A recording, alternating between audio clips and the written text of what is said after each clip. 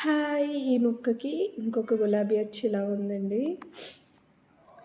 House అంతా కూడా morning clean చేసేసాను. ఈ క్లాత్స్ అన్నీ కూడా నిన్న వేసినాయండి. ఇప్పుడు 11:30 అయింది. నా పనంతా అయిన తర్వాత వచ్చి చూసుకున్న సరే ఈ చలికి అవి ఆరలేదు. ఒకవైపు స్టెప్స్ చూడండి, ఒక 4 డేస్ క్లీన్ చేయకపోయేసరికి ఎలా అయిపోయినాయో.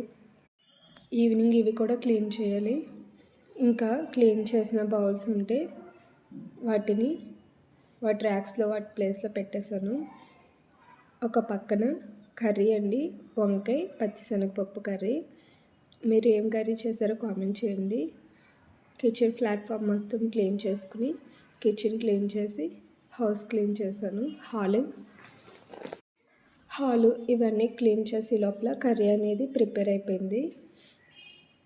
క్లీన్ చేసిన బౌల్స్ అన్నీ కూడా సర్దేసిన తర్వాత ఇక షింక్లో ఉన్నాయి కదండి, ఇప్పుడు కర్రీ చేసిన బౌల్స్ ఇవన్నీ కూడా మార్నింగ్ జావా చేశానండి, రాగి జావా.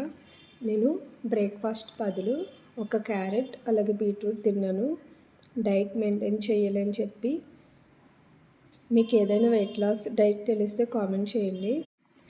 ఇక ఇవన్నీ కూడా క్లీన్ చేసేసి సర్ది అక్కడ పెట్టిన తర్వాత జావా అనేది తాగాను. మార్నింగ్ దోశల్లోకి వేసిన చట్నీస్ ఇవన్నీ కూడా ఫ్రిడ్జ్లో పెట్టుకుని ప్రశాంతంగా ఈ జావని ఎంజాయ్ చేశాను.